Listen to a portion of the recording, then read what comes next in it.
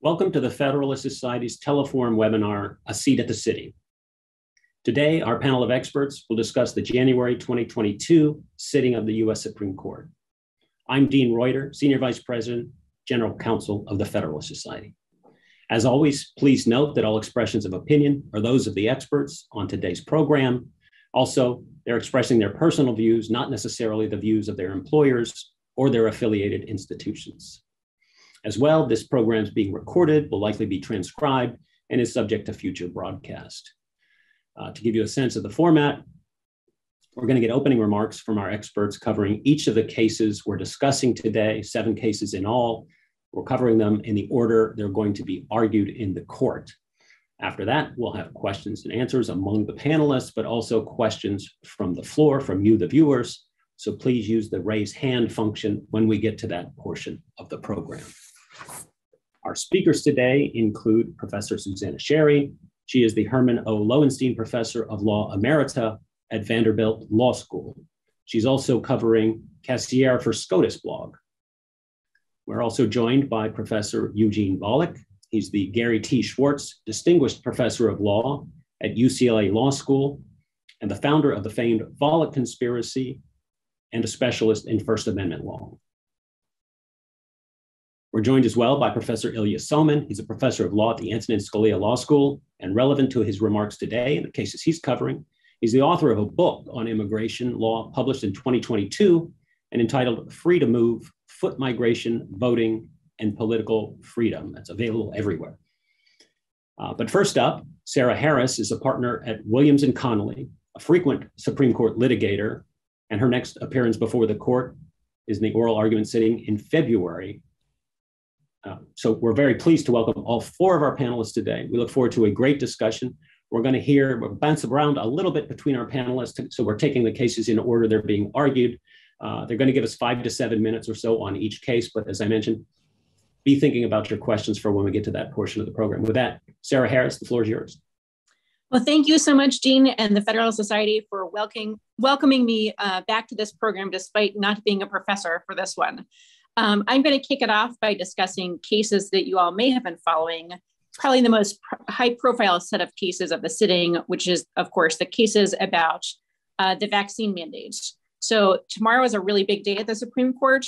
They are hearing back-to-back expedited arguments in 2 sets of cases. First of all is the OSHA rule. And the question there is whether the Supreme Court should stay the OSHA vaccine or test mandate, whereby every employer with more than 100 employees must either ensure that all of those employees have been vaccinated or monitor compliance with weekly tests and mask requirements for unvaccinated employees. If you don't comply and you're an employer who is subject to this, you face very, very big fines. $13,500 per violation and up to $140,000 per willful or repeated violation, as well as the possibility of a federal court injunction forcing you to do all this stuff. So the emergency rule issued on November 5th with an effective date of January 10th. There are sort of questions in that case about, can OSHA do this? It's a pretty sweeping power. Can they do it? The second case the court's going to hear is a related requirement for healthcare workers, which is whether the Supreme Court should stay a federal rule mandating that all healthcare workers who participate in the Medicare or Medicaid programs must be vaccinated absent religious objection. There, the government is claiming authority under the Medicare and Medicaid statutes and saying that it has a lot of leeway as a condition of participation in those programs to require providers to comply with programs to prevent infectious diseases. I will focus on the OSHA rule. I think that's gotten the brunt of people's attention, perhaps because it affects 2/3 of all private sector workers and about 80 million people. But I'll just to avoid burying the lead, let me say at the outset, the conventional wisdom right now among people who follow the court, I think it's safe to say, is that the court is likely to stay the OSHA rule on the grounds that indicate the rule exceeds OSHA's statutory authority and probably can't be salvaged. But if I had to, make an assessment of betting right now, if people betted on Supreme Court outcomes, there's sort of a consensus among people who talk about this that the court will likely allow the healthcare worker mandate to proceed. And I think and again, these are not like, don't go out and don't go bet the house on these predictions, but that's just kind of the sense of folks right now from following the briefing. There will be, I'm sure, a reassessment depending on how argument goes tomorrow. But there is sort of a feeling of the court maybe wanting to split the baby on some of these cases, and also a sense that perhaps the court will give the government more leeway when regulating things like the Medicare and Medicaid program. So let me just talk a little more about how the OSHA rule got to the Supreme Court, because it's really unusual. With apologies to Winston Churchill, I think the lower court litigation can be summed up as follows, which is: never in the field of administrative law has so much litigation been generated by so many in so few days. Immediately after OSHA announced its emergency rule in November, there was a huge rush of filings in every circuit, which again, I think reflects that this affects 80 million people, and employers, by and large, thought that this would be just enormously burdensome and disruptive. So the statute under which OSHA did this has a rule that one circuit will entertain all of the challenges and that it will be picked by lottery. But even before that lucky circuit got picked, the Fifth Circuit resolved one of the stay applications and concluded that the rule likely exceeded OSHA's authority, which meant that the rule was then at that point stayed. Then the Sixth Circuit won the circuit lottery, rejected calls for initial rehearing en banc, so the full court wasn't going to hear this challenge. That was a very close vote. Judge Sutton wrote the lead dissent from that procedural order and sort of tipped the hand that the Sixth Circuit panel deciding the stay of the OSHA mandate was unlikely to side with the Fifth Circuit, because Judge Sutton's dissent really just goes into the merits of the OSHA rule and gives a lot of reasons in advance why he thought that it exceeded OSHA's authority, why there were constitutional problems with it, et cetera. And then lo and behold, very shortly thereafter, the Sixth Circuit panel, with a dissent from Judge Larson, then vacated the Fifth Circuit's rule, let the OSHA mandate rule proceed, and then everyone went up to the Supreme Court really fast asking for a stay there. So in the normal course, the Supreme Court, when faced with that kind of stay request, ordinarily will ask for briefing on the stay and issue a one-line order, either granting or denying the stay. Sometimes there'll be a short opinion, but even that's pretty unusual. Instead, things got really interesting when things got to the court. The court took the unusual course on December 22nd of scheduling arguments on the stay motions for January 7th, even before the stay briefing was done. That's a big deal. I think you could probably surmise it might in part reflect some of the criticisms about the so-called shadow docket, whether or not that's the right term. I think the court has been very sensitive about all of the focus on what it's doing on these stays, and scheduling argument on a stay motion sure is a good way of shutting down some of that criticism. So the court picked two cases to hear out of dozens of petitions. One of them is the National Federation of Independent Businesses application, and the other one is an application filed by Ohio and a total of 27 states. So you might ask, why those two? Why the two lucky winners in the Supreme Court? I think that the best reason is the court probably wanted to avoid some tricky questions about nationwide injunctions. And by picking those two cases, the court can effectively grant nationwide relief if that's where it goes, because the private the private petitioners are trade groups in every state, and there's 27 states to kind of cover everything else. So let me kind of quickly go through the merits of the arguments just to give an overview of what's going on.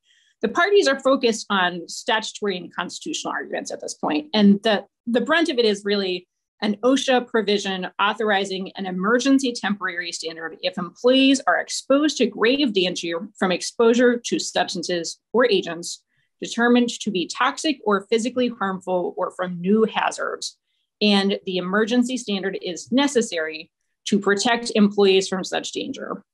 So the petitioner's theme is this is an unprecedented federal power grab for two reasons. One is something called the major questions doctrine, and it kind of boils down to the idea that it's not plausible that Congress put the enormous elephant of giving OSHA sweeping control over the economy through a vaccine and testing mandate through what is sort of a mouthful of a statutory provision. Justice Kavanaugh, I would just flag, has been very big on this doctrine since his time in the DC Circuit. So I can see the petitioners really wanting to appeal to him and probably the chief in particular with this one.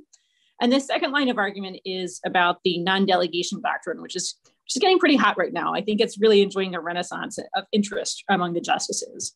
And the argument there is just, if you were to read this statutory provision to give OSHA the authority to decide how to respond to the pandemic, that's giving an obscure agency without much healthcare expertise a vast power that the petitioners say only Congress should exercise. The government, on the other hand, has the theme of this rule is essential to save lives, that Congress gave OSHA really, really broad power over all sorts of things that affect the workplace, including vaccine requirements, without regard for economic consequences.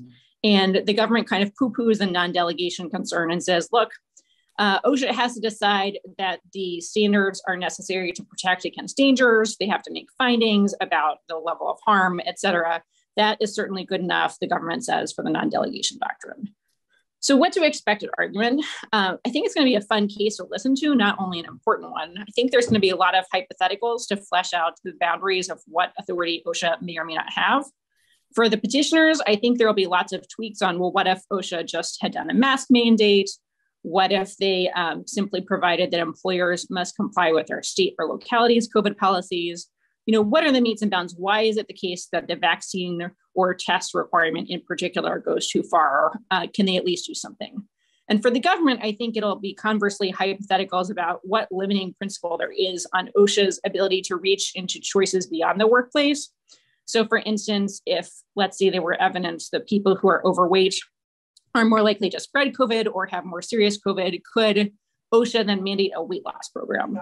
That's a hard argument. That's a hard hypo for someone. I think the other current is that the reality now is obviously CDC is recommending booster shots, and there are questions about what to do about Omicron. What is the best response to that? How effective are vaccines if you just do the 2 vaccines against Omicron? What about future variants?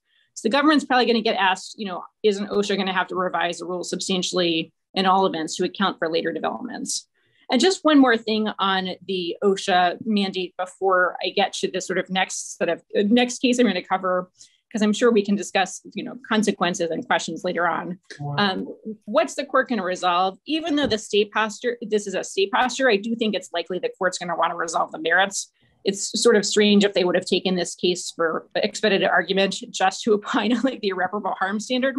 So I do think whatever the court says on the merits, it is very likely to define the contours of what OSHA can or cannot do down the road in this sort of field. Okay, so the next case I'm covering is it's the next argument the court will hear. It'll be on Monday, January 10th, but it's sort of the opposite end of the spectrum because it is, instead of being a big picture question about agency power, it's a gem of a statutory interpretation case called Gallardo versus Marstiller.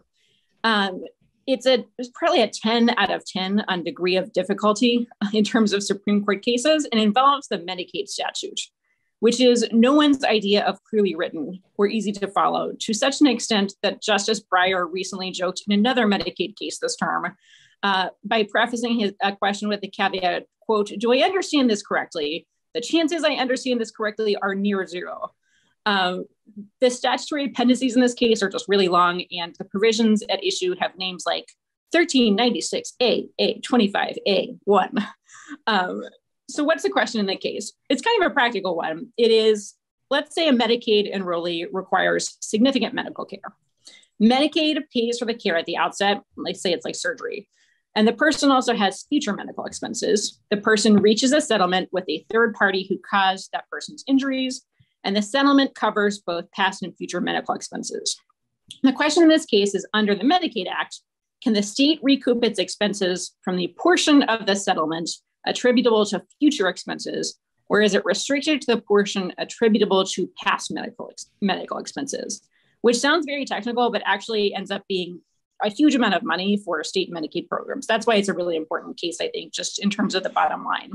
The Supreme Court's kind of cleared away some of the brush in this area of law by holding in previous cases that states cannot take money out of settlements that is representing other things that aren't medical expenses. So if the state has medical expenses to cover for Medicaid, you can't say, take it out of the pot of money for pain and suffering or loss of consortium. But this case is really the one that says what kind of medical expenses can the state dip into to get reimbursed? And it's a war of competing provisions. The petitioner points to one principal provision about the state's subrogation rights over the Medicaid enrollees' recovery from third parties. It's written in the past tense. Petitioner says it clearly limits the state to the pool of settlement funds attributable only to past expenses. And then Florida, on the other hand, points to another key provision about assignment to the state of the enrollee's right to recovery from third parties that doesn't have those similar limitations and seems much broader. So it's going to be, I think, a neat case for the court, just as a straight up statutory interpretation issue of which provision should dominate. How do you read the other contextual clues? The petitioner is supported by the United States, and there may be some play in the court. Florida has said that the United States has slipped position, so the government may get some heat on that. And there's also some sort of fun subplots if you are interested in nerdy statutory interpretation with respect to whether the government's claim for Chevron deference is going to get some backlash from the court, which is, I think, increasingly skeptical of Chevron deference. So no prediction on the outcome here, but this is the kind of case where I suspect the justices may be very unevenly engaged. Some of them love this kind of case, and I think others may have been exhausted by the vaccine mandate and content to let their brethren pick up the baton in questioning here. So with that, I'll turn it over to Ilya for further along in the sitting. Thank you. I just want to make sure everyone can hear me. And unless somebody speaks up that you cannot, I'm going to press on. My task today is to talk about two technical immigration law cases that will be argued later in January. And the nature of these cases, which both address basically the same statutory issue, may seem highly technical, but it does also relate to some broader issues with respect to both immigration law and its status under the Constitution, and also the issue of prolonged detention without trial.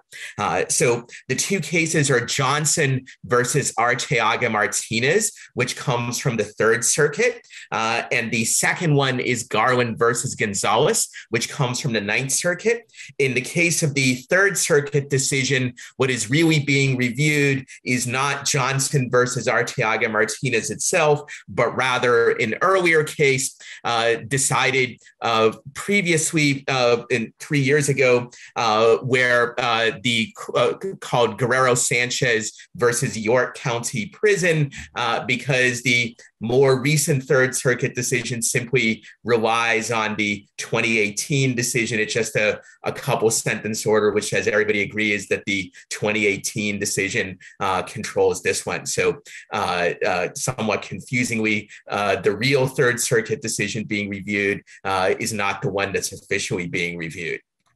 And both of these decisions deal with detention under a statute called 8 U.S.C. Section 1231, which states that the Attorney General shall remove an alien from the United States within a period of 90 days when an alien is ordered removed for certain reasons, but also states that the alien who's ordered removed may be detained beyond a removal period in certain circumstances.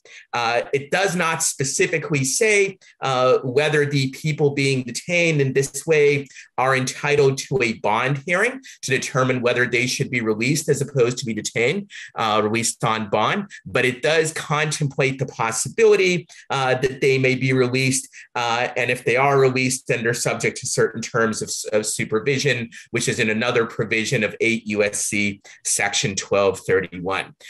So the question is whether people detained under this statute have the right to seek a bond hearing in which the government would have to prove that they're dangerous or a threat to the community or the like before being able to continue to detain them. If they can't prove that, then they could be released on bond. And both the Third Circuit and the Ninth Circuit concluded that there is, in fact, a right to this bond hearing. If the person has been detained much longer than the removal period, they concluded that this is 180 days. And you might ask, why are people detained longer than the time during which, in principle, they're supposed to be removed? It's because many of the people detained actually have legal challenges to their removal, which they're pursuing. And the nature of the immigration court system is that often such challenges take many months, in some cases even years, to adjudicate. So these people are pursuing legal rights that they have to challenge their detention and removal, but the resolution of those challenges can take a long time because of the structure of the system. There are a number of technical issues also at stake in these cases, which I'm skipping over, partly for considerations of time and partly because I don't want to bore people too much. For example, the Ninth Circuit is under the actually a preliminary injunction. So there are some issues there, whether certain preliminary injunction standards have been met. But the core issue is whether the government can detain these people indefinitely without giving them a bond hearing. And both the Third Circuit and the Ninth Circuit said that the statute is sufficiently ambiguous on whether it requires such a bond hearing or not, that the canon of constitutional avoidance applies. What is the canon of constitutional avoidance? It is a long-standing rule of statutory interpretation, which says that if a statute is ambiguous, then if at all possible, courts should interpret it to avoid constitutional problems if there is an interpretation which avoids them. And in a case called Zedvitas in 2001, the Supreme Court ruled correctly, I think, that indefinite detention for an alien where it's not clear whether they actually will be removed or not, such indefinite detention at the very least raises serious constitutional problems under the Due Process Clause of the Fifth Amendment, which, among other things, says that you cannot be detained without due process of law. And in this case, they're detaining people who haven't been convicted of anything, or at least are not being detained for the thing they were convicted for. And also, often the detention itself happens with very little due process of any kind. One of the notorious aspects of the immigration system is that people are detained often with very little due process. There's not a right to counsel in these hearings. There's little consideration of evidence, and so on. So the government is arguing that there is no constitutional problem here, and that the statute isn't ambiguous, and they're particularly relying on a decision called Jennings versus Rodriguez, decided in 2018 by the Supreme Court, which, among other things, reversed some previous Ninth Circuit decisions, which had required a bond hearing, not under Section 1231, but under Sections 1225 and 1226 of the same part of the U.S. Code. And they say, well, if there's no right to a bond hearing under those statutes, then it's clearly the case that there's no right under this one either. But the Third Circuit, I think, quite properly said there's a big difference between 1225 and 1226 on the one hand and 1231 on the other. And specifically 1225 and 26 both say that the government, quote, shall detain the non-citizens in question. On the other hand, Section 1231 says merely that they may detain them and also contemplates possible release. I think this is a major textual distinction between these sections, and I think good reason to say that Jennings does not apply to Section 1231. The Supreme Court can, of course, decide that it does apply. They can do whatever they want, almost, but at least there is this very crucial textual distinction. And as I said before, the normal rule for the constitutional avoidance canon is that if it it is at all possible to come up with a plausible interpretation of an ambiguous statute that doesn't raise constitutional problems, courts are required to pick that approach as opposed to one where there is constitutional problems. The Supreme Court, including in the famous case of NFIB versus Sebelius, actually said that when there's two plausible interpretations, the courts even are supposed to choose the less plausible of the two if that one avoids constitutional problems, so long as the less plausible one is at least somewhat minimally reasonably plausible. Now, there obviously are people who criticize that canon, and I'm not going to try to get into that debate here. I will merely say that so long as that canon remains in place, it should be applied to immigration law no less than to any other area of law. And if it is applied to immigration law in the same way, then I think the Third Circuit decisions and the Ninth Circuit decisions should be upheld.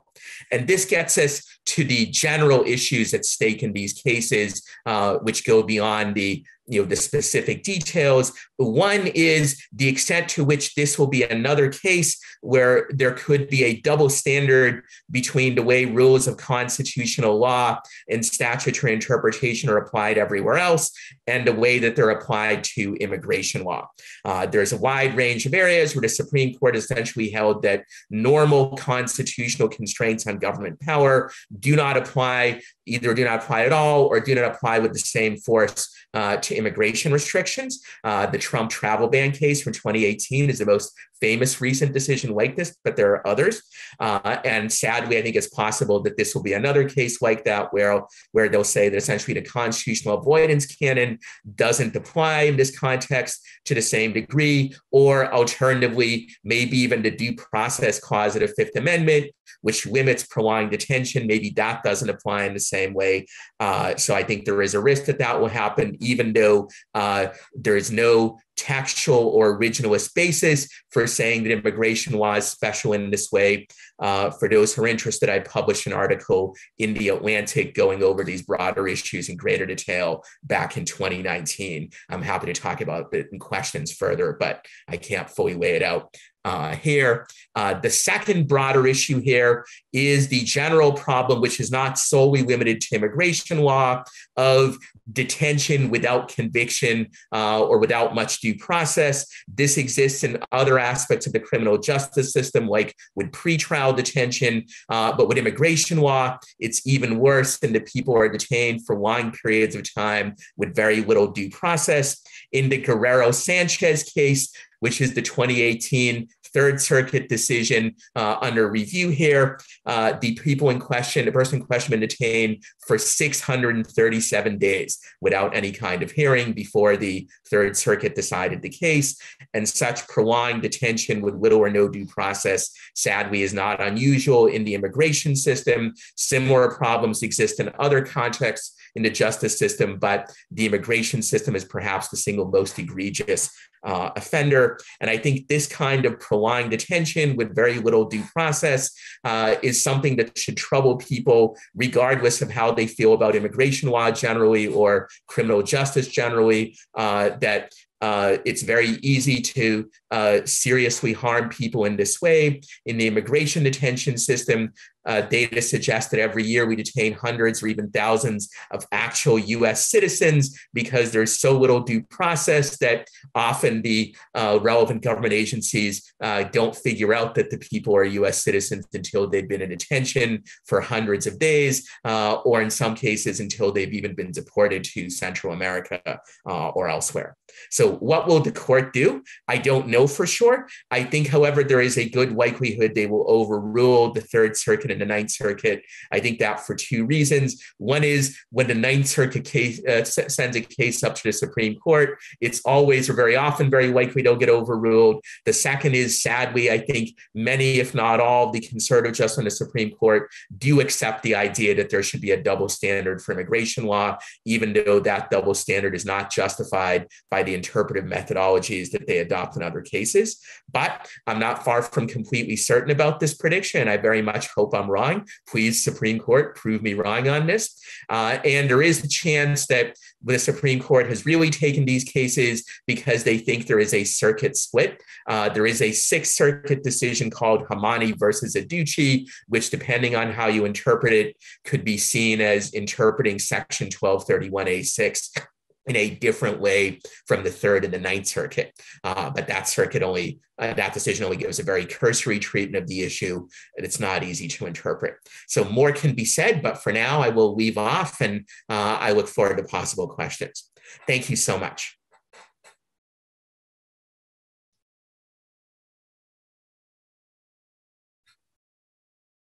And I turn over to Eugene. I believe he's supposed to be next. Me?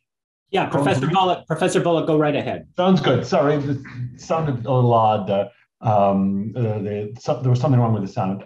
So I am going to be talking right now about the case Shurtleff v. City of Boston case. It's an interesting case. I can't say the Republic will stand or fall on this one, but it's an interesting issue. And it has to do with flags flying in front of Boston City Hall. And as with many places, it has 3 flagpoles. One of them flies the US flag, and I believe underneath that may be the POW/MIA flag. Another flies the flag of the state, Massachusetts. The third flies, unsurprisingly often, the city flag, because this is Boston City Hall.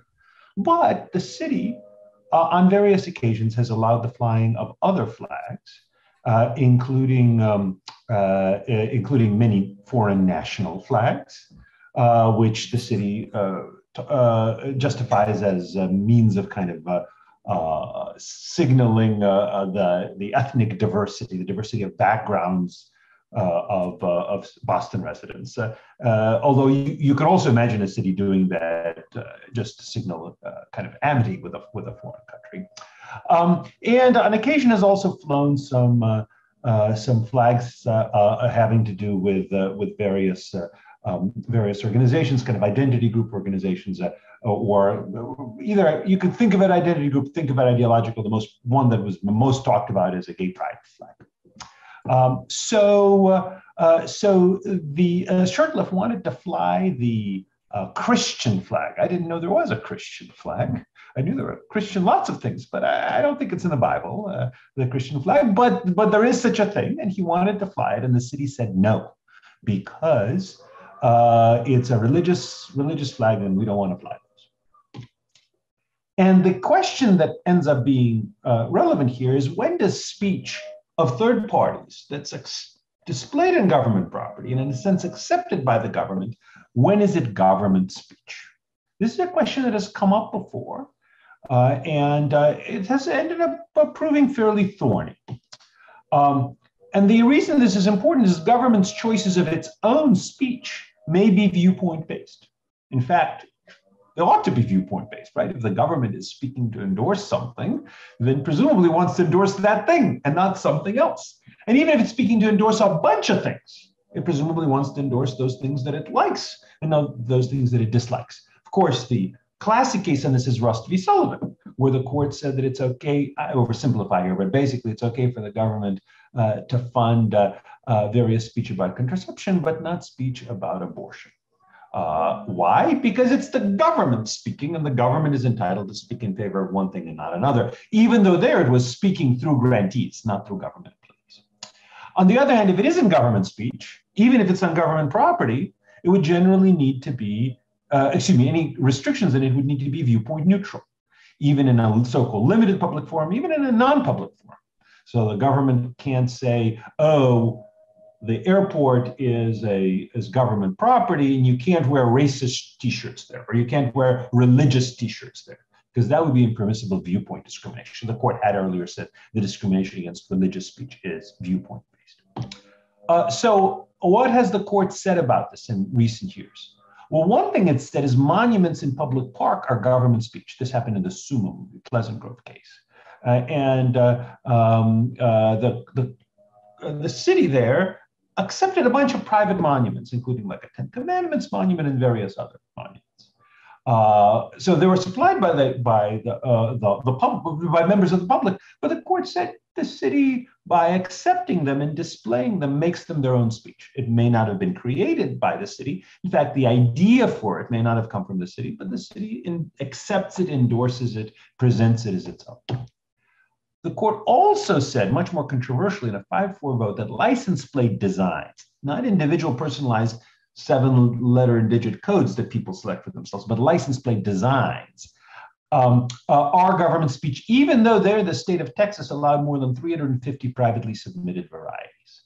The court said because they are government speech, the government can say, well, we're not going to authorize a Confederate flag design. Since then, the court has said this likely marks the outer bounds of the government speech doctrine. And the 5-justice majority was then 4 liberals and Justice Thomas.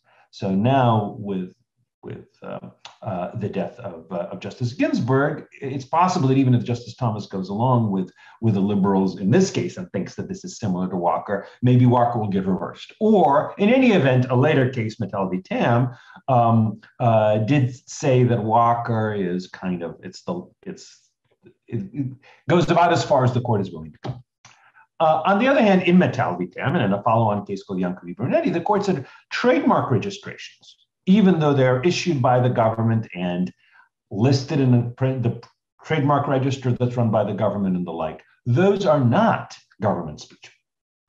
Those are private speech. And there the government can't discriminate based on viewpoints. So it can, for example, ban marks that it views as racially offensive. Like, for example, in that case that involved the Slants, which was an Asian American band, was trying to reclaim a term that had historically been at times used as a slur against Asians. The Patent Trademark Office said no, and the court said, nope, this is private speech, albeit through government benefits program, and the government has to be viewpoint neutral. So the factors the court has identified in Walker and earlier in some measure in Sumim and then applied in Mattel talk about 3 things: the history of communicating government messages, whether that particular medium had been used this way, whether it's identified in the public mind with the government, and whether the state maintains direct control over what messages to allow. What's called selective receptivity is what the court referred to it in Sumim. Interestingly, if you look at it in Walker, it's pretty uncertain which way this should cut. And that's perhaps one reason this was 5-4.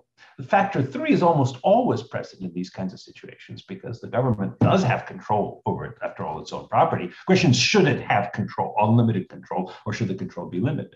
The first 2 factors, I think, might distinguish matters in some measure. I don't think people historically have viewed trademarks as communicating government messages. They communicate private messages, even if the government buttresses them.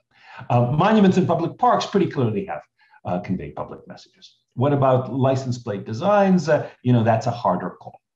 By the way, one reason I put up this picture is I think this is a good picture for the city, right? Flagpoles in front of government buildings historically communicate government messages. All the time, 2/3 of them communicate government messages. Some of the time, 3/3 do. And this looks a lot more like a monument, even though it's not permanent, than I think, certainly like a trademark. Now, one important factor in favor of the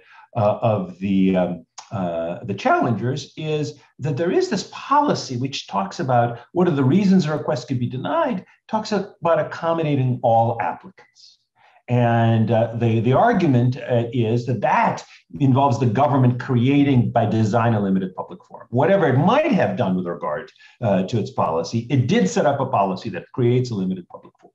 So there's actually a big dispute in the briefs about exactly what the policy says. You look at the top of the slide, one excerpt from the policy talks about guidelines for people requesting the use of city hall flagpoles. What events are covered, though? Public events proposed to take place at the city hall flagpoles. And then on the left, there's another portion from the same policy, which talks about public events at certain properties. These locations include at the flagpoles. So the city is saying, look, what we really meant was we want to accommodate all applicants who want to have a demonstration at the flagpoles, but that doesn't mean, and when we say or the city hall flagpoles, we didn't mean it to mean the flagpoles themselves. So if you want to have pro-religious or pro-anything speech or anti-anything speech by the flagpoles, absolutely, of course we need to allow that. In fact, that may be a traditional public forum, certainly at least a designated public forum, but the flagpoles themselves, their content is not that. Let me just close by another picture. So one of these things is not like the other ones. That's the upper left-hand corner. That is the Christian flag. Those, of course, familiar with flags or familiar with the history of civilization know that a lot of flags have Christian symbolism. Now, by the way, I haven't found any national flags that have what's sometimes called the Latin cross, the one which looks like a lowercase t. But lots of them have crosses. So the one on the upper right-hand corner, similar color scheme, T on the side, perhaps that's the Icelandic flag. The next one down in the middle of the left-hand column, I deliberately use the Swiss flag because everybody knows that one. This is the flag of Tonga. The next flag is the flag of Georgia, the country, not the state. The one on the lower left-hand corner, obviously the flag of Israel, although obviously it also has the predominant symbol of Judaism. And the one on the lower right-hand corner is the flag of Pakistan, which of course also displays the predominant symbol of Islam. Now, I'm not saying, by the way, that the Christian flag is necessarily just like all the others. You could say, well, those are national flags and that one is not. But my guess is if somebody sees the Christian flag flying up there, most people will say, oh, it's the flag of some country. I don't know which one, but there are 200. Who knows? A few people might say, oh, wait a minute, it's the Christian flag. Are we saying that Boston is endorsing Christianity?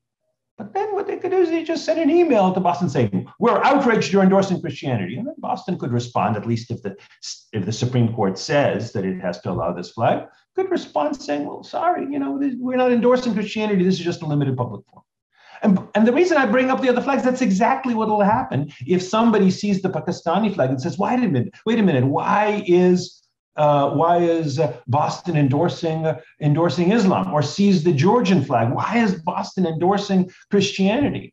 And Boston would respond saying, we're not endorsing that. We're showing amity to those countries or support for Bostonians who come from those countries. So that's another reason why I think there's relatively little substantively at stake here, but doctrinally it proves to be an important and interesting question. That will turn to Professor Suzanne Sherry. Eugene, I assume you were finished on that. Yes, I'm sorry, I'm done. Okay, great. Professor Sherry. Thank you, and I need a slide. Can you see the slide? There, okay, thank you. The beautiful Impressionist painting that you're looking at is Rue Saint-Honoré, Afternoon Rain Effects. It was painted by Camille Pissarro in 1897, and it was purchased in 1900 by Paul Cassirer, a prominent German Jewish art collector. And in 1939, it was expropriated by the Nazis from Paul's heir, Lily Cassirer, in exchange for permission for her to leave Germany.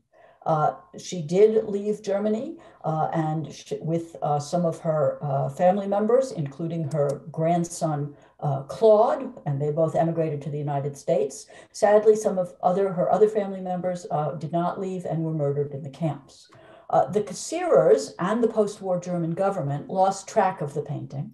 Everybody assumed it had either been lost or destroyed during the war, although Lily and then Claude never stopped looking for it. But the painting had not been lost.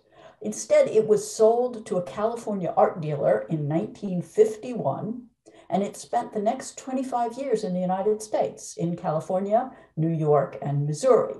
And then in 1976, it was purchased by a Swiss national, Baron Hans Heinrich von Thyssen-Bornemisza, and everybody calls him the Baron in the lower court opinions and the court papers because nobody knows how to pronounce it.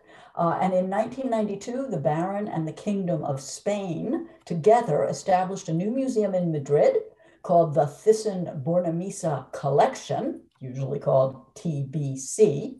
And the Baron sold the Pissarro and most of the rest of his collection to TBC. In 1999, 60 years after it was stolen by the Nazis, Claude Cassirer found the painting listed in a TBC catalog. For the next 6 years, he tried to get it back using diplomatic channels and an official petition to Spain, but to no avail. So in 2005, he brought suit against Spain and the TBC in federal court in California, where he had lived for the previous 25 years, alleging various state common law claims like conversion and unlawful possession, and asking both for damages and to get the painting back. That was 2005. This case has been in litigation ever since. In the meantime, it's been up to the Ninth Circuit and back 4 times. Cert has been denied twice. The Kingdom of Spain was dismissed voluntarily, leaving only TBC as the defendant, and Claude died. So it is now being litigated by his heirs, including David Cassirer. The only question left after all of these trips to various courts is whether the claims should be governed by California law or by Spanish law. And they're different. Under California law, a thief can never take or pass on valid title. So the Cassirer family still owns the painting. The Nazis stole it. They didn't have valid title. They couldn't pass valid title on to any of the subsequent purchasers, including TBC. Under Spanish law, however, a purchaser of stolen property can obtain title through essentially adverse possession, as long as the purchaser doesn't have actual knowledge that the property is stolen, and as long as it holds the property openly for at least 6 years. And the district court found after a bench trial that both those conditions were met, although it also found that although TBC didn't actually know that it was stolen, both the Baron and TBC ignored some red flags about the provenance that they maybe should have investigated. But the Supreme Court isn't even deciding whether California or Spanish law applies. Instead, it's deciding how to decide that question. In other words, what choice of law doctrines should govern. Now, if Cassirer had found the painting in a private museum in Spain and sued the owner of that museum, or sued that museum in diversity jurisdiction under Section 1332, the answer would have been very easy. Because in 1941, the Supreme Court held in Claxon versus Stenter Manufacturing that a federal court has to apply the choice of law doctrines of the state in which it sits, in this case, California. So California choice of law doctrines would apply. In other words, a federal court has to apply the same choice of law doctrines that a state court would apply in that state. The wrinkle here is that TBC is an instrumentality of a foreign sovereign. Remember, it was established in part by Spain. So TBC is an instrumentality of a foreign sovereign, and the case therefore could not be brought under 1332 diversity jurisdiction, but instead had to be brought under the Foreign Sovereign Immunities Act, or the FSIA. The FSIA does 2 things that are relevant to this case. First of all, it strips immunity for suits from sovereigns, for suits that are brought for expropriation in violation of international law, which is why this case can go forward at all. And second, it confers jurisdiction on federal courts for suits against foreign sovereigns where the sovereign is not immune, again, like this case. What it doesn't do is specify what choice of law doctrines should apply. Now, 4 circuits have held that Claxon answers the question. 4 circuits would say that just as it would apply, just as California choice of law doctrines would apply in a diversity case, California choice of law doctrines would govern this FSIA case. But the Ninth Circuit is different, and it's alone. Ninth Circuit precedent applies federal common law choice of law doctrines to determine which law governs in an FSIA case. And both the district court and the Court of Appeals held that those doctrines dictate applying Spanish law, not California law. The common law choice of law doctrines, by the way, were crafted by the Ninth Circuit in earlier FSIA cases because there's no other circumstance under which federal choice of law doctrines apply to state causes of action. So what it comes down to is the meaning of the Federal Sovereign Immunities Act. Cassirer's main argument comes from the language, which says that when a foreign sovereign is not immune, and I'm now quoting, the foreign state shall be liable in the same manner and to the same extent as a private individual under like circumstances. And Cassirer's argument is because a private gallery that was in possession of this stolen art would be governed by California choice of law doctrines, then so should the TBC. TBC's main argument comes from a sort of a larger context of the FSIA rather than its language, although they have a way to distinguish the language. What TBC argues is that when when Congress enacted the FSIA, it took foreign states out of diversity jurisdiction. Before the enactment of the FSIA, foreign states, to the extent that they could be sued at all, the suit was brought under diversity jurisdiction, 1332. And when Congress enacted the FSIA, they instead took foreign states out of diversity jurisdiction and created a new jurisdictional statute, section 1330.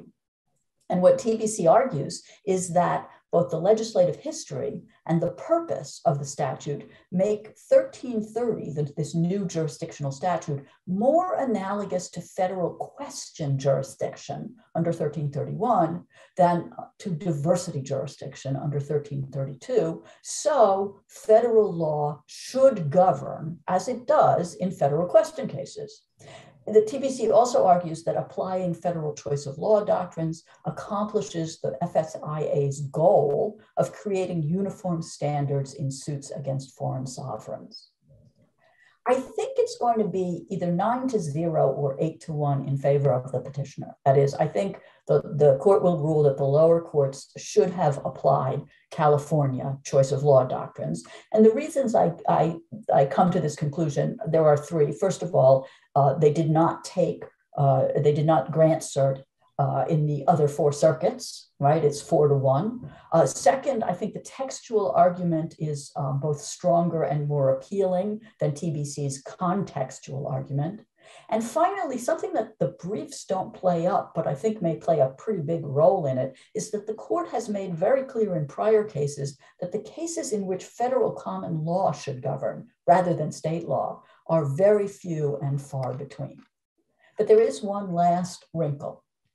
In an abundance of caution, the district court applied both federal common law choice of law doctrines and California choice of law doctrines, and it concluded that both federal choice of law doctrines and California choice of law doctrines both mandated the application of Spanish law. Now, the Ninth Circuit didn't review the holding under California law. That is, the Ninth Circuit did not review the district court's holding that California choice of law doctrines led to the application of Spanish law, because following its own precedent, the Ninth Circuit said you don't even need to look at California choice of law doctrines, you look at federal choice of law doctrines.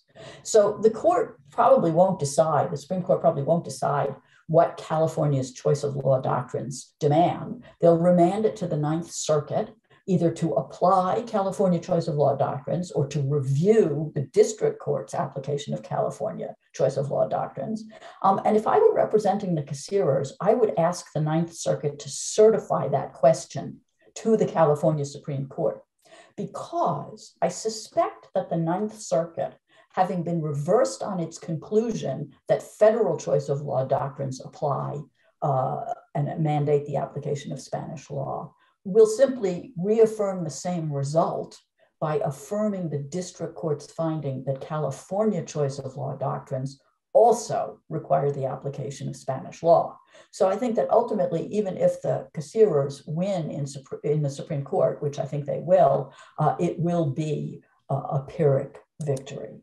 And I'm happy to take questions, but with that, I'm going to turn it back over to Eugene for the last case.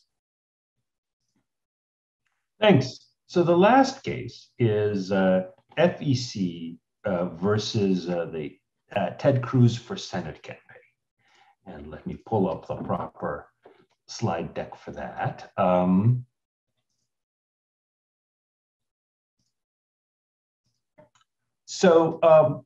FEC v. Ted Cruz for Senate has to do with a very specific feature of federal election campaign law.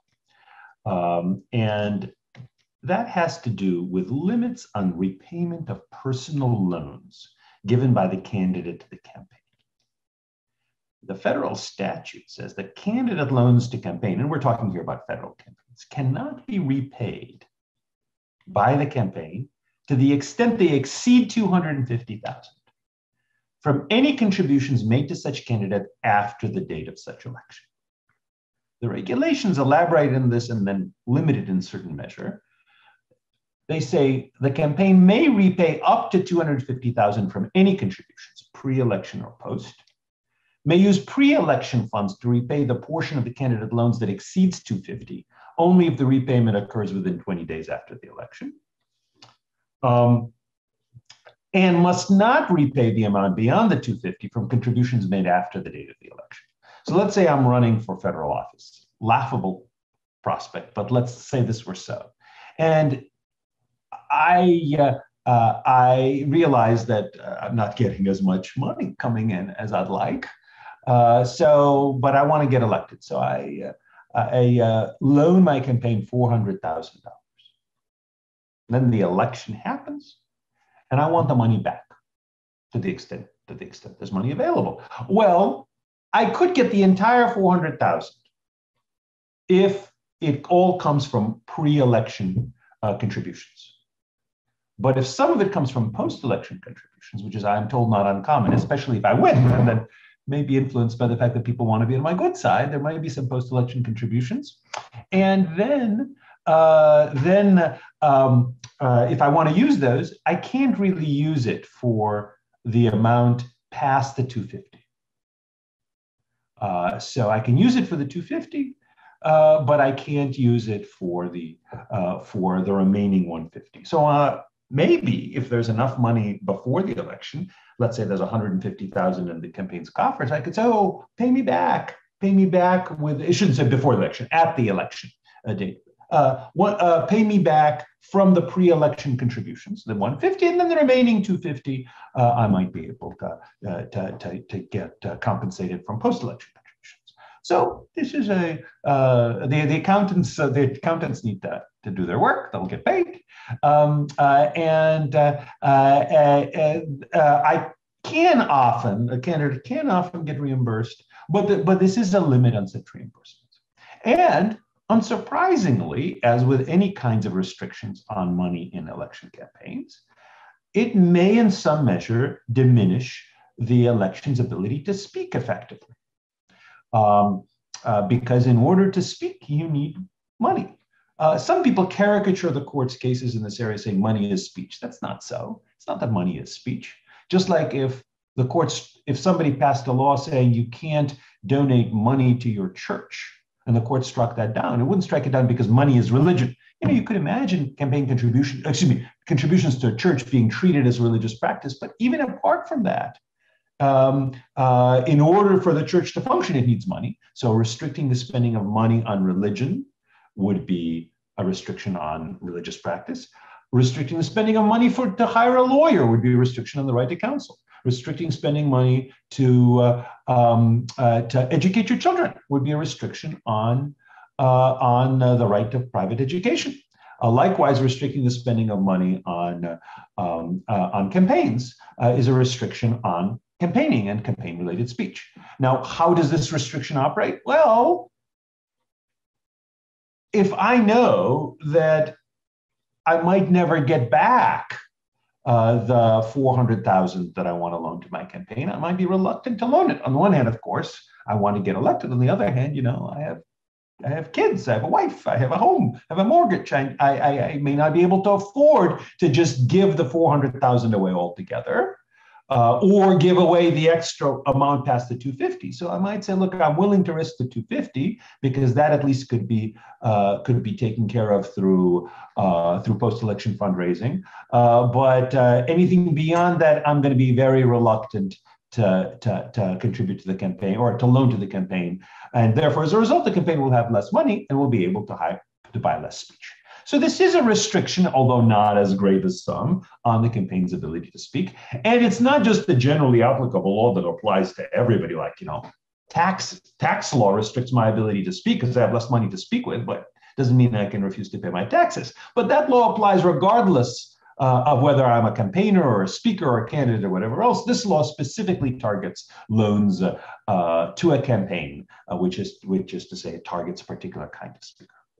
So here's what I think is the key question.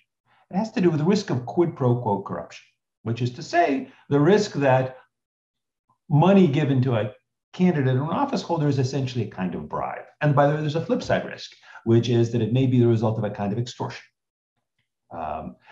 So one way of thinking about it is something that rarely appears in campaign finance cases because it's so well settled. There are sharp limits on personal gifts to office holders as such, because the risk of quid pro quo corruption is seen as so high to allow sharp caps on personal gifts. My understanding for the Senate is, and I looked over the rules recently, $100 is the most you can give to a senator, but cash you can't give at all, or at least a senator can't accept. There is, by the way, it turns out, a special exception or special waiver you can get for weddings. If you are a senator and you're getting married, you can ask for a waiver because, of course, of the custom of giving and getting gifts at weddings. But in general, there is such a risk of quid pro quo corruption that even a total ban on cash contributions and a sharp limit on other gifts is considered proper. For campaign contributions, the court in Buckley v. Vallejo upheld a limit at that time, $1,000, because of the risk of quid pro quo corruption. The risk is seen as high, but those gifts are less sharply capped, $2,900 per primary, $2,900 per general. So it can be pretty high, a lot higher than for personal gifts. That turns out to be important. Interestingly, again, we rarely hear talk about, but coordinated expenditures are treated the same way as campaign contributions. So if I call up the Cruz for Senate campaign and I say, I'm thinking of putting out my own ads about why the senator should get reelected, what do you think would be a good thing for me to stress? That would be treated as essentially a form of contribution, because that kind of coordination and cooperation is seen, among other things, as particularly likely to cause this risk of corruption.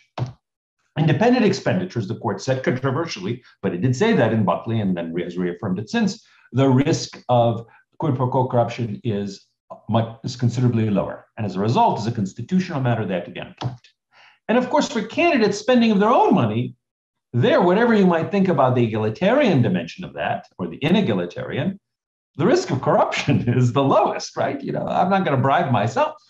And as a result, they're uncapped. And loans of own money are also uncapped. So the question is, how should we treat post-election contributions aimed at paying back candidates' loans? Now, it's clear they're not like independent expenditures. There's some risk of quid pro quo corruption seen with regard to them. But the question is, should they be treated more like campaign contributions, where you can give them up to the 5,800 cap, or maybe 2,900 cap at that point, because it's going to be, that's with regard to the general campaign. It's complicated, but in any case, that level cap. Or should they be treated as personal gifts to the point that they're completely forbidden? Because the theory goes, is that once the money is given to to pay back a loan, that's like money going into the candidate's own pocket. If I give money to a candidate for a future election, then that's going to be money that the candidate will find very useful, but they'll use it to speak in the future. Whereas if I give money to a campaign to pay back the loans, that's money that's kind of like a gift. It's kind of like my sending the guy a check, because that money is going to be directly beneficial to his personal finances, not just his political fortunes and ability to engage in political speech. So that's the question. The three-judge court struck that down for a variety of reasons. One of which it said is, this concern about corruption is hypothetical. There isn't a lot of evidence of this, even though quite a few states don't have some similar limits. You'd think there'd be evidence available from those states, but there really isn't any, and whatever mentions there are brief and anecdotal and not really on point. So then one question, of course, is the perennial one of to what extent can these kinds of restrictions be justified based on plausible informed speculation? How much of that needs actual proof? Another point that the panel points out is they say, well, it's just not well tailored, because after all, the 250,000 cap, that could be plenty corrupting, and yet the law allows that. What's the point? Why does it somehow become corrupting past the 250, but not below the 250? Maybe what's going on is they really are trying to go after just high levels of spending on campaigns, and that is not itself seen as a sufficient interest to justify restrictions. So that's the question that the court is going to have to deal with. It's possible that the court will use this as an occasion for broader pronouncements that will go beyond this pretty narrow issue, but it's also possible it will resolve it just on these particular terms. Probably an important point for a considerable number of candidates. Not a lot of candidates do this, but a considerable number do. But again, this is not by itself Buckley or even Citizens United. It deals with a considerably narrower question. So with that, I close. Well, terrific. Thank you very much, Professor Volek. Thanks to our other panelists as well. A reminder to our audience, if you have a question, we're open for questions now. Try and use the raise hand function on our program here, if you could. I see that we have one question pending, but before we get to that, let me ask a quick question, if I could, of Sarah Harris. And that is a question on timing on the OSHA case in particular. Sarah, you mentioned this case has been fast-tracked. It's sort of been wedged into the argument calendar. Do you have any predictions or any insights you can share on when we might expect a decision? So I would say weeks, if not days. The reason is the OSHA rule is currently slated to take effect January 10th or so. Now, OSHA has said it's going to exercise enforcement discretion and at least until January 10th and maybe through February for some of the requirements. But I think the whole reason the court scheduled an argument for like 2 weeks for the state applications was they are planning to get opinions out the door very, very fast. Good. Okay. And just one quick factual question also for Professor Selman, and that is, as these people are being held indefinitely, are they free to return to their home countries or not? You're muted.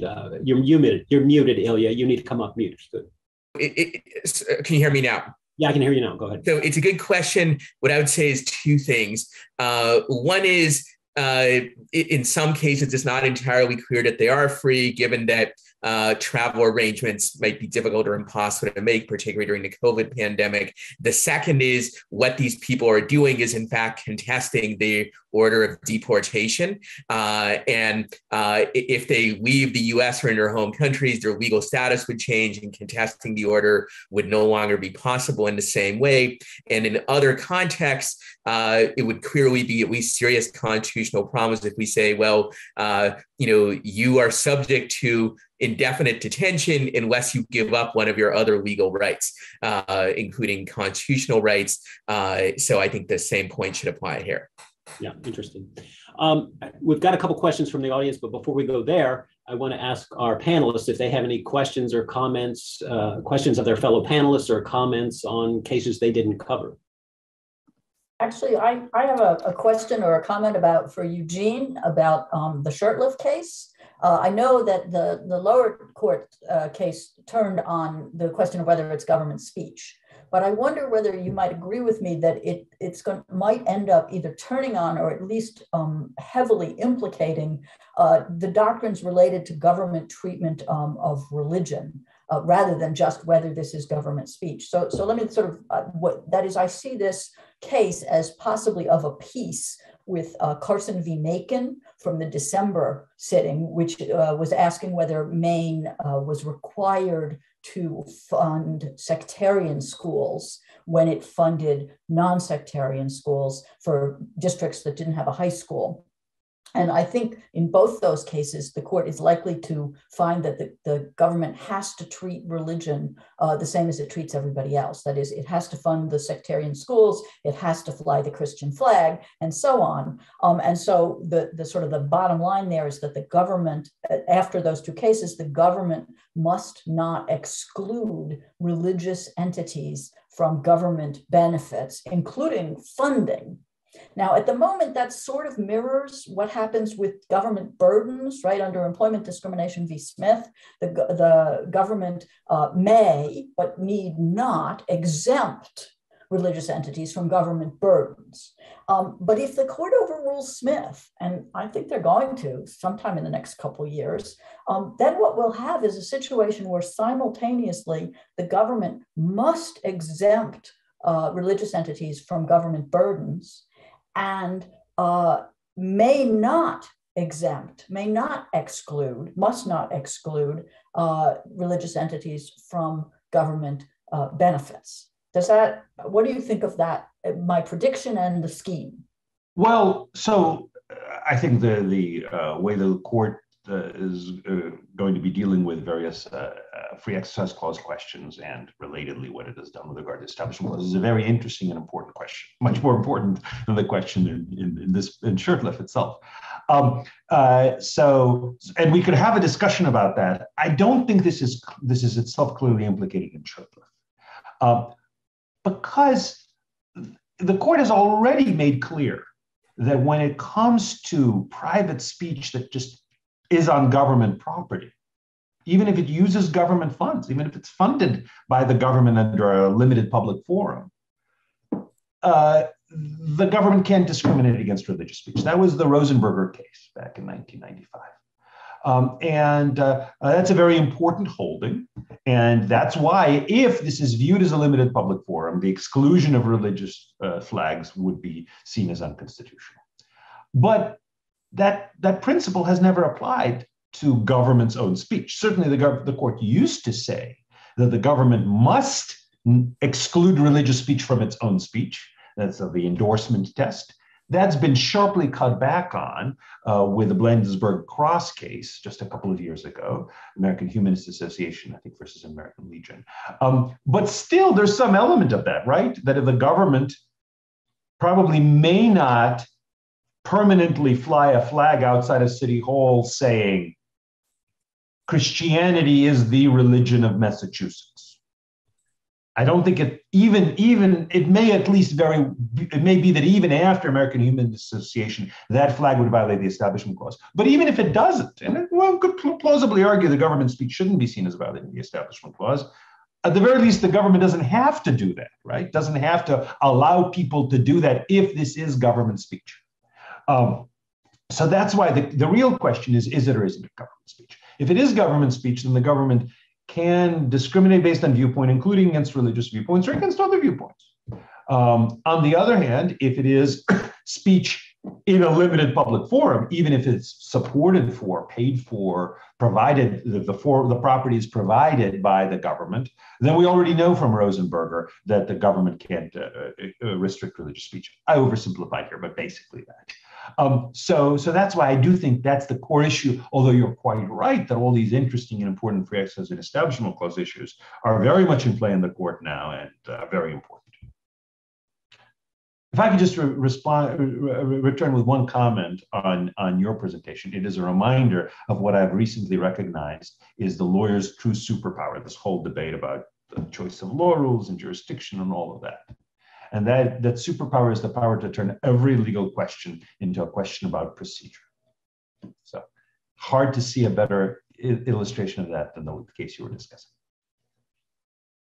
Very good. Any other questions, comments from our panelists directed toward their fellow panelists? Okay, again, if you're in the audience, use the raise hand function. We've got a couple questions pending. I'm going to go to Carlos BTC through the raise hand function if Bram, our technician, could do that. Carlos, go ahead and make it a question, please, if you would. Go right ahead. Yeah, a very short question. On the FEC case, I was wondering if there was any consideration to the fact that you might not want a series set of transactions, of related party transactions, continuing on that might survive an election. I understand that $250,000 seems like a large or an arbitrary bar, but I guess at some point you'd want to settle whatever happened in an election and move on to the next one in some sense, because these are various problematic transactions, or was that never came up? Thank you. Well, yeah, you could say. In fact, there's some arguments that I see in the briefing. At least the logical implication is: look, once you're elected, now the risk of corruption is so great because now you're actually in office. Even though, of course, you may have been incumbent before, but now you're actually in office. And you might be inclined, or you might be especially in a position to pay back through your government action some of these contributions. And on top of that, anything that people give you after the election obviously can't be their way of joining together with others in order to fund speech about the election, because the election is now done. So the free speech interests are particularly reduced. So you could imagine something along those lines. The thing is that this restriction is very ill-tailored to just the concern about the election is done now. Now everything you're doing can't be about promoting future speech, because after all, you're perfectly free to donate money to retire debt of the campaign to other creditors, and campaigns often end up with having substantial debts to various service providers. So people are free to donate that money. Again, people are free to donate up to $250,000 that's going to go back to the candidate. So this is one of the ways in which narrow tailoring often operates. The narrow tailoring requirement of strict scrutiny, or so-called exacting scrutiny, applied in many election campaign cases. You say, look, if your concern really seems to be about something, then it's got to be a pretty close fit to that thing. So if your concern is about the danger of any contributions after the election date, it's got to look like you really are trying to do a lot about those contributions. And if all you're doing is about this one particular kind of contribution, then in that case, you need to explain why that kind of contribution is special. And of course, the government does. The government does say that the worry is that money is going to go into the candidate's own pockets.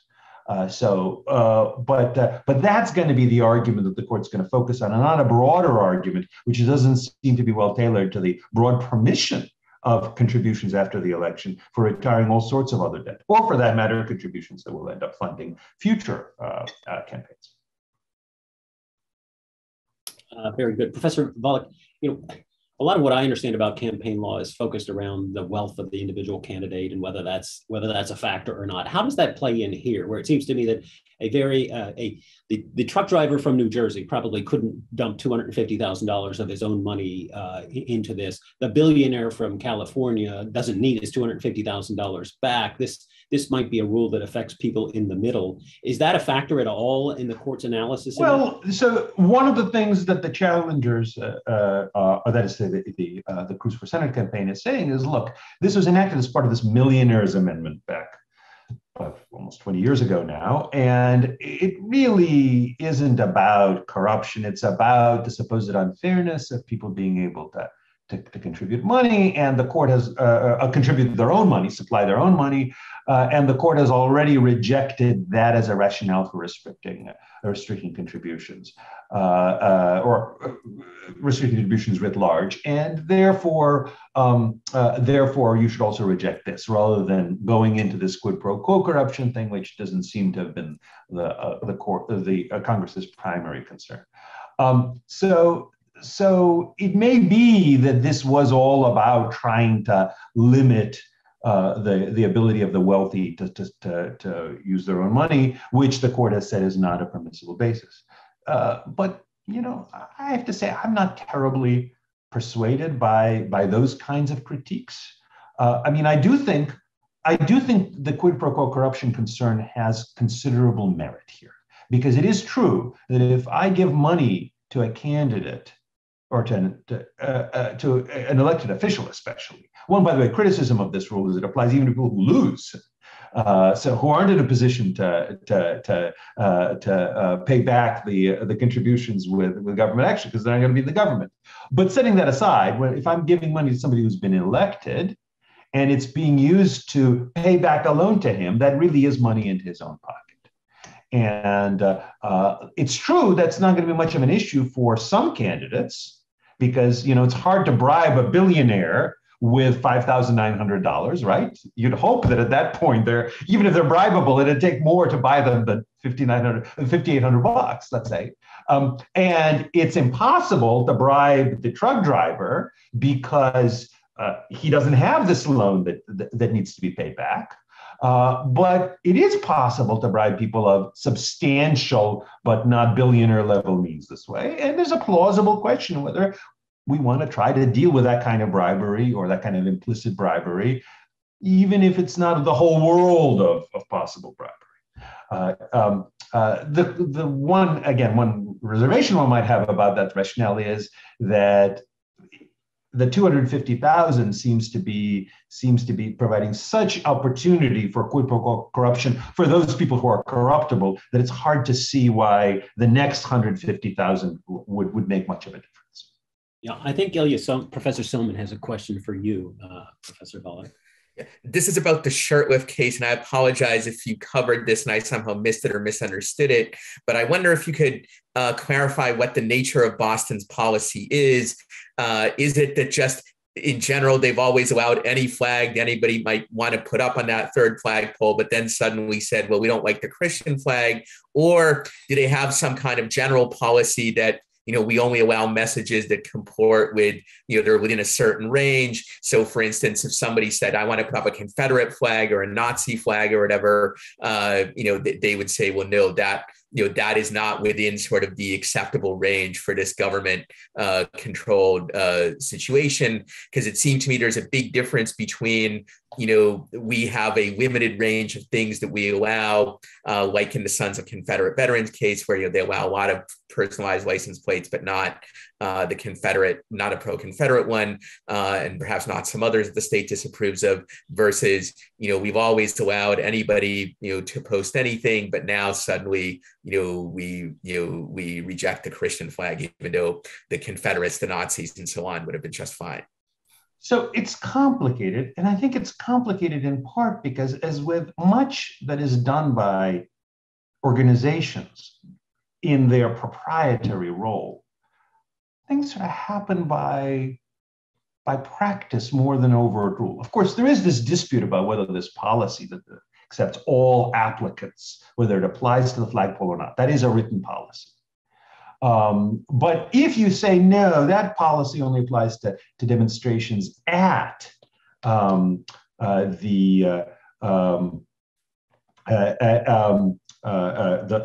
flagpoles, which is to say on the concrete near the flagpoles, then what is the rule as to the flagpoles? The city says we generally fly national flags to represent the city's diverse population, and fly non-city flags in association with publicly recognized days of observance. So that's, and then they say we occasionally raise in place of its own flag another banner honoring some day of observance, such as Veterans Day or a public institution or a moment of civic pride involving some football team and the like.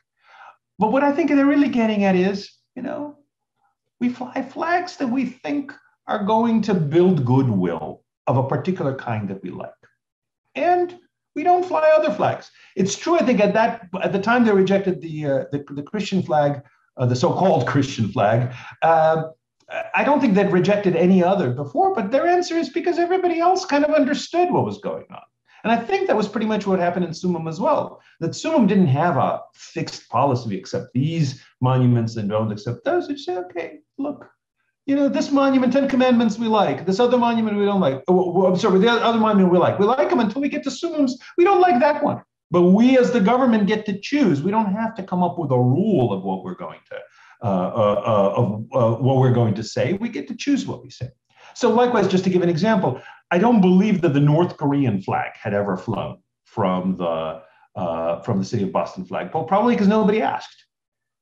If somebody had asked, I think they probably would say, North Korea is different. They just seem to be so, at least North Korean government, we love the people, but the government is so different that we're not willing to go along with it. We might not have gone along with the apartheid flag of the apartheid South African regime, or the Nazi flag when the Nazis were in charge of Germany. So I think their view is, it is government speech, and we're entitled to pick and choose without having to come up with a really sharp, crisp rule.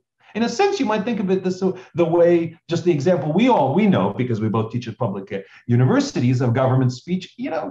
We organize the university may organize conference, has speaker series, invite speakers. Now, there are, I think, important kind of diversity of opinion, constraints on that, tolerance, academic freedom, and the like. But as a First Amendment matter, the university gets to decide which speakers to invite and which panels to set up and who represents which views in which panel, without having to have a crisp rule about that, because that is viewed as government speech.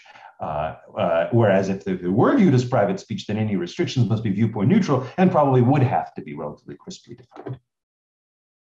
We've got another audience question. We're going to go to Robert Fitzpatrick, if we could. Robert Fitzpatrick, you're on. You might have to unmute your own system, Robert Fitzpatrick. We can't hear you.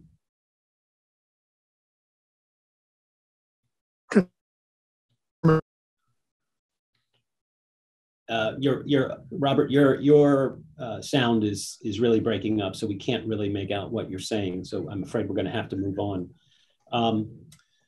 Let me ask a question then, if I could, of Professor Sherry, and that is just a quick factual question that might not be part of the record. It might, and that is the value of the painting at issue here. I'm sure there's extraordinary sentimental value, but what are we talking about in terms of the value of the painting? And is this case going to have implications for other stolen Nazi, I don't want to call it Nazi art, but other art stolen by the Nazi regime? Well, in terms of the value of the painting, I actually don't know. It may be in the document somewhere, but I didn't find it. Lily was actually paid the equivalent of about $360 for it in 1939. But it was, technically she sold it. The Nazis insisted that she sell it to a German art dealer, but that was put in an account that she could not access. So she never did get her $360. She did get some money from the post-war German government. They set up a process for compensation, and she got some money. Not an extraordinary amount, in the hundreds of thousands, I think. I don't know how much the painting is worth. In terms of implications for other cases, yes, it will have implications in I guess, well, either in the Ninth Circuit or in the other four, and the choice of law will there will either be federal choice of law or state choice of law that will apply. Of course, you can't always figure out what that's going to do, right? You can't, whether it actually makes a difference. I mean, one of the arguments of TBC in this case is it doesn't make a difference whether you apply federal choice of law or California choice of law. Either way, Spain wins. Spain, and in some circumstances, that could well be true, depending on the state choice of law doctrines, which of course differ from state to state. Where I think it might actually have a little bit more purchase, that is, I think this case is going to tell us a little bit more about how the Supreme Court feels about federal common law in general. And there is a case coming up, I forget the name of it, but I think it's a question about, let me see if I can find it very quickly.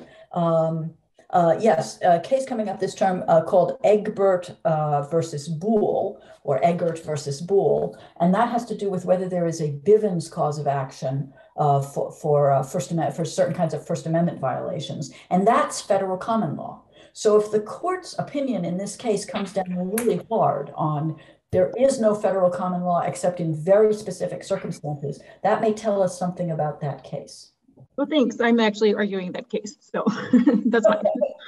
I also, just in case you're wondering, it's $30 to $40 million for the painting, so quite a bit of money. Far more than she received at any point in time, to put it mildly. Right. No, that's an important point. Thank you. Well, we got 2 minutes left. One quick question that I'd ask of anybody that cares to weigh in here, and that maybe cuts across sittings of the court. A couple of you have mentioned precedential cases that might or might not be overturned by the court in deciding the cases you described. I think, Eugene, you mentioned the Walker case, the license plate case that might or might not be revisited.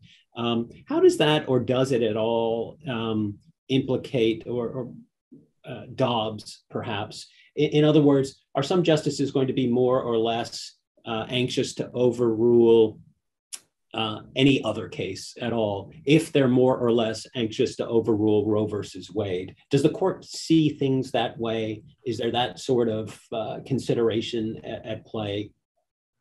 You know, hard to tell in the abstract. All justices, including even Justice Thomas, was the one who's least committed to stare decisis. All justices have to accept some things as precedent, because otherwise you can't get the job done if everything is constantly up for grabs. Among other things, then all lawyers have to then come up, file all these cert petitions, sort of constantly asking for revisiting a decision that the court had rendered. On the other hand, I think virtually no justice says, I will never reverse a precedent, especially in the constitutional context where they're kind of the only game in town for reversing precedents short of a constitutional amendment.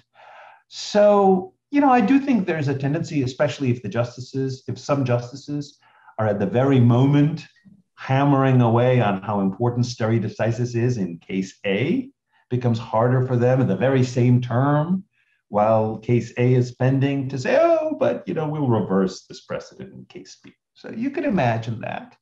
I don't think it quite goes the other way. I don't think it says, somebody who's willing to reverse precedent in case A would then feel obligated to have to reverse precedent in case B, because among other things, cases are often so different that you could say, I'm not committed always to stare decisis, but it's a good presumption, and it's been rebutted in case A, but not in case B. So, but it's hard to talk about that in the abstract. Just I think it's hard to talk about stare decisis in the abstract. Anybody else on this question? Yeah. So my general take on this is that neither the conservative nor the liberal justices are really willing to maintain precedents that they think are A, badly wrong, and B, that there will not be dire consequences from overruling those cases, that is dire, upsetting of reliance interests and the like. So I think certainly stare decisis does weigh on them all in cases where they just think it's not badly wrong, or the case just isn't that important. But in these sort of big, high profile cases, I think a lot of the shadow boxing about precedent is actually a debate about whether the precedent was right or not. In some cases, perhaps a debate about if it was wrong, how badly wrong it was. But I think it's relatively rare for a justice to say we should maintain a precedent, even though I think it's badly wrong and it wouldn't cause any great harm to get rid of it. And I think actually justices should be willing to overrule precedents when those 2 points apply. So I think there is some desire on the part of justice to be consistent in the way they overturn precedents or choose not to do so. But I also think these factors of how wrong it is and how big an effect it would have, or a big negative effect it would have if it got overturned, I think in many ways these are the real factors in play, even though the court's official test for overruling precedent also includes some other stuff and only partly takes account of these 2 big issues. Sarah Harris, we're over time, but I'm going to give you the final word. Thanks. Just sort of 2 quick points. One, I think the court is, whether formally or not, conscious of how many cases it takes in a given term to actually overrule particular precedents. Like, it is outwardly the question presented. And I think the court is kind of careful about how many cases, especially in a term with Dobbs, it is going to take to overrule other big precedents. And that may play on the fate of the McGirt petitions that are up now. Certainly in the case we talked about, Egbert, the court had an opportunity to grant on the question whether to overturn Bivens, didn't grant that one. But second of all, I think the real play in the joints is whenever the court encounters precedents like Walker that you may or may not think might come out differently in the current court, the court has a lot of options beyond actually overruling them. It can certainly undercut those precedents, and it can certainly reframe those precedents in ways that accomplish the practical result of making the holding a little different or a little less forceful than I think what one might have thought immediately after one of those decisions, without actually having to overturn it. And I think that happens all the time. That's just part of interpreting precedents. Very good. Well, my thanks to all of our panelists. We certainly appreciate your time and your effort in getting up to speed. I want to thank the audience as well and urge you, with regard to Professor Ilya Selman, buy the book on immigration. With regard to Professor Susanna Sherry, check out her followings on SCOTUS blog. with regard to Sarah Harris, rather, sorry, Sarah, follow her argument next month. And of course, with regard to Professor Volokh, check out the Volokh Conspiracy if you haven't already done that. And to the audience, thank you for joining in. Thanks for your questions. Look for the Federal Society website in your emails for future events. But until that next event, we are adjourned. Thank you very much, everyone.